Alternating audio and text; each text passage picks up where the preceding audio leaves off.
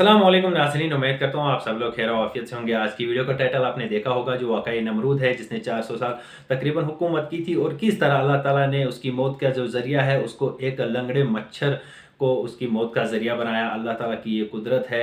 जब वो काम लेने पे आए तो क्या मच्छर क्या चीज़ है, किसी भी ज़र्रे से वो काम ले सकता है, किसी भी जुज़ात से वो काम ले सकता है। पहले नमरूद का ये वाक़ा सुनते हैं, बहुत ही बेहतरीन वीडियो है। वीडियो को पूरा गौर से सुनिएगा और गौर से देखिएगा। आऊज़ु बिल्लाहि मिनश्शैतानिर्रजीम बिस्मिल्लाहिर्रहमानिर्रहीम। अल्लाह तबारक व तआला के नाम से शुरू जो बड़ा मेहरबान और निहायत रहम करने वाला है। पूरी दुनिया पर हुकूमत करने वाला एक ऐसा बदबख्त बादशाह जिसको अल्लाह तबारक व तआला ने एक लंगड़े मच्छर के हाथों कत्ल करवा दिया।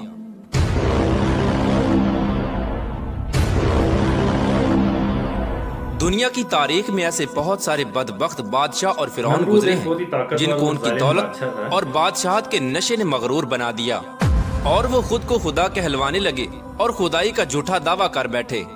और फिर अल्लाह तबारक व तआला ने, जो इस कायनात का हकीकी मालिक है और जो वहदहु ला शरीक है, उसने इन झूठे खुदाई के दावेदारों को दुनिया के लिए इबरत का निशान बनाया। इनको ऐसी इबरतनाक मौत दी जिसका कोई तसव्वुर भी नहीं कर सकता, और इन झूठे खुदाओं को सफाए हस्ती से मिटा दिया। प्यारे दोस्तों, खुदाई का दावा करने वाले बदबख्तों में से एक नाम नमरूद का भी है। प्यारे दोस्तों, नमरूद शहर बाबल का हाकिम था जिसने खुदाई का दावा किया था। इसका नाम नमरूद बिन कनान बिन कौस बिन साम बिन नू था। दुनिया में सिर्फ 4 ऐसे बादशाह गुजरे हैं जिन्होंने पूरी दुनिया पर हुक्मरानी की है, जिनमें से 2 बादशाह ऐसे थे जो मुसलमान थे, जिनमें से एक का नाम हजरत सुलेमान अलैहिस्सलाम और दूसरे का नाम हजरत जुल्करनैन अलैहिस्सलाम है। और 2 काफिर हुक्मरान ऐसे थे जिन्होंने पूरी रूए जमीन पर हुक्मरानी की। उनमें से एक का नाम नमरूद और दूसरे का नाम बख्त नसर था। प्यारे दोस्तों, रिवायात में आता है कि नमरूद ने पूरी दुनिया पर 400 साल हुकूमत की। ये बड़ा जाबर और जालिम बादशाह था और इसके दौर के अंदर बुत परस्ती आम थी। लोग अल्लाह तबारक व तआला की वहदानियत को छोड़कर बुतों की पूजा किया करते थे। इस नमरूदी दौर के अंदर शिर्क इस तरह फैला हुआ था कि तमाम नमरूदियों ने अपने खुदाओं के तौर पर बहुत सारे बुत बनाए हुए थे जिनकी ये लोग पूजा किया करते थे। और इधर नमरूद ने भी खुदाई का दावा किया हुआ था। यह खुद को खुदा कहलवाता और लोगों को अपनी पूजा करने का हुक्म देता। इस बदबख्त कौम की तरफ अल्लाह तबारक व तआला ने अपने प्यारे पैगंबर हजरत इब्राहीम अलैहिस्सलाम को भेजा। कुफ्र शिरक और बुत परस्ती के इस दौर के अंदर हजरत इब्राहीम अलैहिस्सलाम वो वाहिद शख्स थे जो अल्लाह तबारक व तआला की वहदानियत पर ईमान रखते थे और बुतों की बजाय अल्लाह तबारक व तआला को हकीकी खुदा मानते थे। हजरत इब्राहीम अलैहिस्सलाम ने जब नमरूदी कौम को बुतों की पूजा करते हुए देखा तो हजरत इब्राहीम अलैहिस्सलाम ने नमरूदियों को अल्लाह तबारक व तआला की वहदानियत की तरफ बुलाया और एक खुदा की इबादत करने का हुक्म दिया। लेकिन नमरूदी कौम ऐसी बदबख्त कौम थी कि अपने कुफ्र और शिरक से बाज ना आई और उसी तरह बुतों की पूजा करती रही। एक दिन हजरत इब्राहीम अलैहिस्सलाम इनके झूठे खुदाओं को झूठा साबित करने के लिए उस मकाम पर गए जहाँ पर इनके तमाम बुत पड़े हुए थे। तो हजरत इब्राहीम अलैहिस्सलाम ने इनके तमाम बुतों को चुपके से तोड़ दिया और उसका इल्जाम उनके बड़े बुत पर लगा दिया। नमरूदी जब अपने इबादत खाने में वापस आए तो उन्होंने अपने तमाम खुदाओं को टूटा हुआ देखा। नमरूदी चूंकि जानते थे कि हजरत इब्राहीम अलैहिस्सलाम ही वो वाहिद शख्स हैं जो बुतों के खिलाफ बातें करते हैं और बुतों की बजाय खुदा की इबादत करने का हुक्म देते हैं, लिहाजा वो समझ गए कि ये काम हजरत इब्राहीम अलैहिस्सलाम का है। तो नमरूदी ने हजरत इब्राहीम अलैहिस्सलाम से बदला लेने के लिए हजरत इब्राहीम अलैहिस्सलाम को कत्ल करने का मंसूबा बनाया। चुनाचे तमाम नमरूदी नमरूद के पास हाजिर हुए और हजरत इब्राहीम अलैहिस्सलाम को सजा देने के लिए कहा। चुनाचे तमाम नमरूदियों की यह बात सुनकर नमरूद ने यह हुक्म जारी किया कि एक मकाम पर आग जलाई जाए और उसके अंदर हजरत इब्राहीम अलैहिस्सलाम को डाल दिया जाए। लिहाजा नमरूद के हुक्म के मुताबिक ऐसा ही किया गया। कई दिनों तक बहुत सारी लकड़ियों को इकट्ठा किया गया और उसमें आग जलाई गई और फिर हजरत इब्राहीम अलैहिस्सलाम को उस आग के अंदर डाल दिया गया। लेकिन अल्लाह तबारक व तआला ने उस आग को हुक्म दिया तो वो आग हजरत इब्राहीम अलैहिस्सलाम पर ठंडी और सलामती वाली हो गई। हजरत इब्राहीम अलैहिस्सलाम फरमाते हैं कि मैं जितने दिन आग में रहा उस वक्त तक मैं अल्लाह तबारक व तआला की खास रहमतों में था और इस जैसा सुकून मुझे पहले कभी हासिल न हुआ। चुनाचे जब हजरत इब्राहीम अलैहिस्सलाम उस आग से बाहर तशरीफ लाए تو اللہ تبارک و تعالیٰ کے حکم کے مطابق حضرت ابراہیم علیہ السلام نمرودیوں کو ایک بار پھر حق کی دعوت دینے لگے اور اللہ تبارک و تعالیٰ کی وحدانیت کی طرف بلانے لگے۔ حضرت ابراہیم علیہ السلام نے نمرود کو بارہا سمجھایا اور اپنے کفر و شرک سے باز آنے کا کہا اور اللہ تبارک و تعالیٰ کی وحدانیت پر ایمان لانے کا حکم دیا، لیکن نمرود نے اللہ تبارک و تعالیٰ کی وحدانیت کا انکار کر دیا اور حضرت ابراہیم علیہ السلام سے مناظرہ کرنے لگا اور حضرت ابراہیم علیہ السلام کے سامنے خدائی کا دعویٰ کر دیا۔ نمرود نے حضرت ابراہیم علیہ السلام سے سوال کیا کہ تیرا رب کون ہے؟ تو حضرت ابراہیم علیہ السلام نے ارشاد فرمایا کہ میرا رب وہ ہے جو زندگی اور موت دیتا ہے۔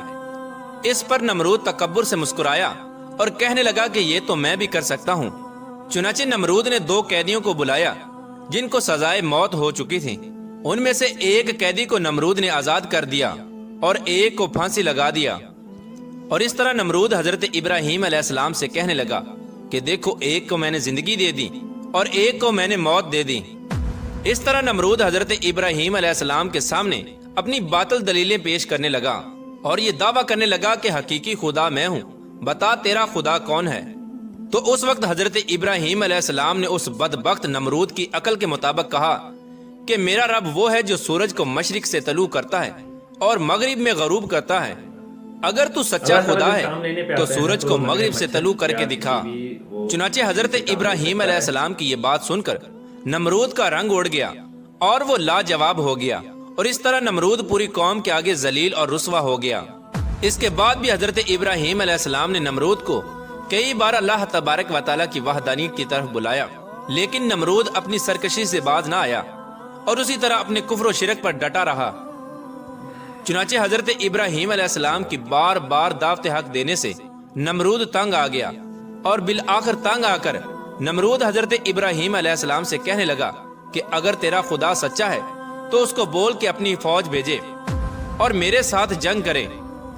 چنانچہ جیسے ہی نمرود بدبخت نے یہ بکواس کی تو حضرت جبرائیل علیہ السلام فوراً حضرت ابراہیم علیہ السلام کی بارگاہ میں پیش ہوئے اور حضرت ابراہیم علیہ السلام سے کہنے لگے کہ اللہ تبارک و تعالیٰ کا لشکر جنگ کے لیے تیار ہے۔ حضرت جبرائیل علیہ السلام کا یہ پیغام سن کر حضرت ابراہیم علیہ السلام نے نمرود سے کہا کہ اللہ تبارک و تعالیٰ کا لشکر جنگ کے لیے تیار ہے۔ حضرت ابراہیم علیہ السلام کی یہ بات سن کر نمرود کہنے لگا کہ مجھے 3 دن کی مہلت دی جائے۔ چنانچہ نمرود کو 3 دن کی مہلت دے دی گئی۔ اس دوران نمرود نے تمام مشرق و مغرب کے بڑے بڑے جنگجوؤں کو اکٹھا کیا اور بہت سارے ہتھیاروں کو جنگ کے لیے تیار کیا۔ اس طرح نمرود نے جب جنگ کی مکمل تیاری کر لی اور اپنی تمام فوج کو اکٹھا کر لیا تو نمرود نے حضرت ابراہیم علیہ السلام کو للکار کر کہا کہ ہماری فوج جنگ کے لیے تیار ہے، تم اپنے رب کی فوج کو بلاؤ۔ چنانچہ اس وقت حضرت ابراہیم علیہ السلام نے اللہ تبارک و تعالیٰ کی بارگاہ میں دعا کی تو اس وقت اللہ تبارک و تعالیٰ نے مچھروں کی ایک فوج کو بھیجا۔ ان مچھروں کی تعداد اتنی زیادہ تھی کہ ان مچھروں کے اندر سورج بھی نظر نہ آتا تھا۔ اللہ تبارک و تعالیٰ نے ان مچھروں کی فوج کو نمرودی فوج کے اوپر مسلط کر دیا، تو یہ مچھر دیکھتے ہی دیکھتے نمرودی فوج کا گوشت کھا گئے اور ان کا خون پی گئے۔ تمام نمرودی فوج کی ہڈیاں ہی ہڈیاں باقی رہ گئیں۔ چنانچہ اس دردناک منظر کو دیکھ کر نمرود اپنے محل کی طرف دوڑا اور اپنی بیوی کے کمرے میں چھپ گیا۔ اسی دوران ایک لنگڑا مچھر نمرود کے محل میں داخل ہوا تو نمرود نے اپنی بیوی سے کہا کہ اس مخلوق نے تمام فوج کو ہلاک کر دیا ہے۔ چنانچہ اسی گفتگو کے دوران وہ لنگڑا مچھر اللہ تبارک و تعالیٰ کے حکم سے نمرود کی ناک میں داخل ہو گیا اور نمرود کے دماغ کو چاٹنے لگا۔ جب وہ مچھر نمرود کے دماغ کو چاٹتا تو اس سے نمرود کو اتنی تکلیف ہوتی کہ نمرود اپنے سر کو دیواروں پر مارتا۔ اس طرح اللہ تبارک و تعالیٰ کے حکم سے وہ لنگڑا مچھر نمرود کے دماغ میں کئی دنوں تک رہا۔ نمرود نے اپنے محل میں یہ حکم جاری کر دیا کہ جو بھی محل میں داخل ہو وہ نمرود کے سر پر جوتے مارے۔ جوتے مارنے کے بعد نمرود کو تھوڑی دیر کے لیے آرام محسوس ہوتا، لیکن کچھ دیر کے بعد ویسے ہی تکلیف محسوس ہونا شروع ہو جاتی۔ اس طرح اللہ تبارک و تعالیٰ نے ایک حقیر اور لنگڑے مچھر سے نمرود کو سزا دی۔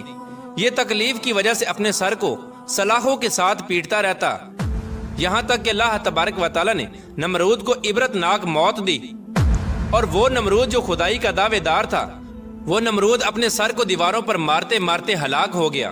اس قدر دردناک موت دے کر اللہ تبارک و تعالیٰ نے نمرود کو رہتی دنیا کے لیے عبرت کا نشان بنایا۔ اس بات کے اندر کوئی شک نہیں کہ اللہ تبارک و تعالیٰ کی ذات ہی وحدہ لا شریک ذات ہے، اس کے علاوہ کوئی عبادت کے لائق نہیں۔ پیارا دوستو، جب بھی کوئی اللہ تبارک و تعالیٰ کی ذات کو للکارتا ہے تو اللہ تبارک و تعالیٰ کسی حقیر مخلوق کے ذریعے اس کو عبرت کا نشان بناتا ہے اور اس کو ہلاک کر دیتا ہے۔ اللہ تبارک و تعالیٰ سے دعا ہے کہ اللہ تبارک و تعالیٰ اپنی بارگاہ میں عاجزی اور انکساری کے ساتھ رہنے کی توفیق عطا فرمائے، اور اللہ تبارک و تعالیٰ اپنے پیارے حبیب حضرت محمد مصطفیٰ صلی اللہ تعالیٰ علیہ وآلہ وسلم کی محبت کے اندر جینا مرنا نصیب فرمائے۔